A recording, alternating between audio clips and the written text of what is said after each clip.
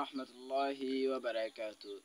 সুপ্রিয় শিক্ষার্থী ভাই ও বোনেরা, সকলকে জানাই আমার ইউটিউব চ্যানেল HKM ইতমাম এই চ্যানেলের পক্ষ থেকেও জানাই আন্তরিক শুভেচ্ছা অভিনন্দন, এবং আমার ফেসবুক পেজ হাফিজ কারি মোহাম্মদ ইতমাম এই পেজ থেকেও জানাই তোমাদের সকলকে আন্তরিক শুভেচ্ছা অভিনন্দন। আমি তোমাদের সাথে আলোচনা করব আজকে দাখিল দশম শ্রেণীর কোরআন মাজিদ বইয়ের সূরা আলে ইমরানের 10 নম্বর রুকু নিয়ে আমি আজকে তোমাদের সাথে আলোচনা করব। তোমাদেরকে সম্পূর্ণ ভিডিও দেখার জন্য তোমাদের প্রতি আমার আহ্বান রইল। তাহলে শুরু করা যাক। কোরআন শরীফের সূরা আলে ইমরানের 10 নম্বর রুকু হচ্ছে 4 নম্বর পারা শুরু। তাহলে শুরু করা যাক। লান তানালুল বিররা হাত্তা তুনফিকু মিম্মা তুহিব্বুন। লান তানালুল বিররা, তোমরা কখনো পূর্ণ লাভ করতে পারবে না। কি বলা হয়েছে? লান তানালুল বিররা, তোমরা কখনো পূর্ণ লাভ করতে পারবে না। হাত্তা তুনফিকু, যতক্ষণ পর্যন্ত ব্যয় করছো না। তোমরা যতক্ষণ পর্যন্ত খরচ কিংবা ব্যয় করছো না, ততক্ষণ পর্যন্ত তোমরা পূর্ণ লাভ করতে পারবেই না। লান তানালুল বিররা হাত্তা তুনফিকু মিম্মা তুহিব্বুন।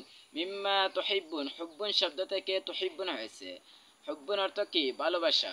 তাহলে মিম্মা তুহিব্বুন, তোমাদের পছন্দের জিনিস, তোমাদের একেবারেই ভালোবাসার যে জিনিসটি আছে, সেই জিনিস যতক্ষণ পর্যন্ত আল্লাহর রাস্তায় ব্যয় করছো না, ততক্ষণ পর্যন্ত তোমাদের আমল নামায় কোনো প্রকার নেকি উঠবে না।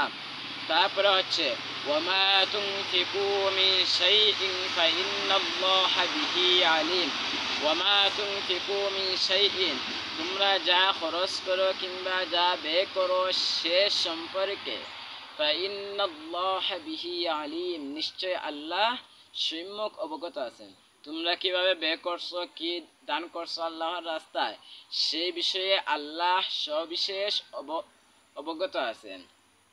আল্লাহ কইরা, তোমরা যখন আমার রাস্তাত কোনো কিছু ব্যয় করতায়, কোনো কিছু খরচ করতায়, তখন তোমরা তোমাদের পছন্দের জিনিস, যে জিনিস তোমরা চালাইতে পারছো না, সেই জিনিস তোমরা ব্যয় করো না। তোমরা এমন জিনিস ব্যয় করো যে জিনিস তোমাদের সবচেয়ে পছন্দের জিনিস।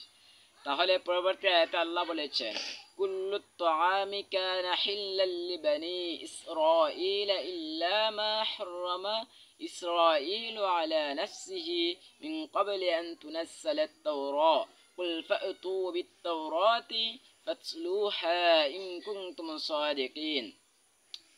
কুল্লু তাআমি কান, যাবতীয় খাদ্য ছিল, হিল্লাল লিবানি ইসরাঈল, বনি ইসরাইলদের জন্য হালাল ছিল। কি বলা হয়েছে? বনি ইসরাইলদের জন্য যাবতীয় খাদ্য কি ছিল? হালাল ছিল। কুল্লু তাআমি কানা হিল্লাল লিবানি ইসরাঈল ইল্লা মা হাররামা ইসরাঈল, যেগুলো ইসরাঈল আলাইহিস সালাতু ওয়াস সালাম হারাম করেছিলেন, সেগুলো ব্যতীত বাকি সকল খাদ্য হালাল ছিল। আলা নাফসিহি, তার নিজের জন্য। আমি আগে ভিডিওতে তোমাদের সাথে আলোচনা করেছিলাম যে বনি ইসরাইলকে, বনি ইসরাইল হলেন, বনি বলতে আমরা বুঝি কোনো গোত্র বা কোনো বংশধরকে বোঝানো হয়েছে। আর ইসরাইল হচ্ছে হযরত ইয়াকুব আলাইহিস সালাতু ওয়াস সালামের, ইয়াকুব আলাইহিস সালাতু ওয়াস সালামের নাম হচ্ছে ইসরাইল। আর ইসরাইল, এই ইয়াকুব আলাইহিস সালাতু ওয়াস সালামের সম্প্রদায়কে একত্রিত করে বোঝানো হয়েছে বনি ইসরাইল। এই ইসরাইল আলাইহিস সালাতু ওয়াস সালাম তথা ইয়াকুব আলাইহিস সালাতু ওয়াস সালাম যে খাদ্যগুলো কি করেছিলেন, নিজের জন্য হারাম করেছিলেন, সেগুলো ব্যতীত বাকি সকল খাদ্যগুলো কি ছিল?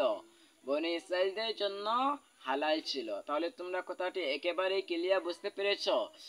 পরবর্তীতে আল্লাহ বলেছেন, মিন ক্বাবলি আন তুনাজ্জালাত তাওরা, তাওরাত কিতাব নাজিলের পূর্বে যে খাদ্যগুলো বনি ইসরাইলে তানোর নিজের জন্য কিতা করছে, হারাম করলা, ওই খাদ্যগুলো ব্যতীত আর বাকি সকল খাদ্যগুলো কি ছিল?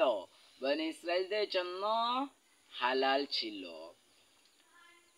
কুল ফাতু বিত-তাওরাতি ফাতলুহা ইন কুনতুম সাদিকিন। কুল, তোমরা কোরআন শরীফের মধ্যে যে কোনো জায়গায় যখন কুল শব্দটি পাবে, তখন কাফ লাম পেশ কুল শব্দটি যখন পাবে তখন তোমরা বুঝতে পারবে কুল শব্দ দ্বারা বোঝানো হয়েছে হে নবী আপনি বলে দিন। কি বোঝানো হয়েছে?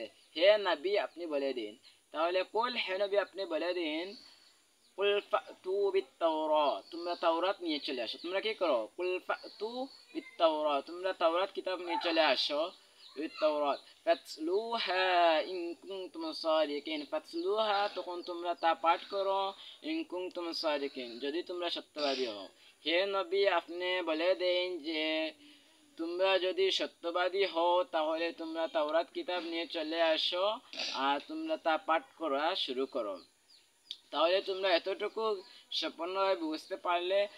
পরবর্তী ভিডিওগুলো পেতে আমার ইউটিউব চ্যানেল HK মিতমাম এই চ্যানেলটি সাবস্ক্রাইব করে আমার পাশে থাকবা এবং আমার ফেসবুক পেজ হাফিজ কারি মোহাম্মদ ইতমাম এই পেজটিও ফলো করে লাইক কমেন্ট করে শেয়ার করে আমার সাথে থাকবা।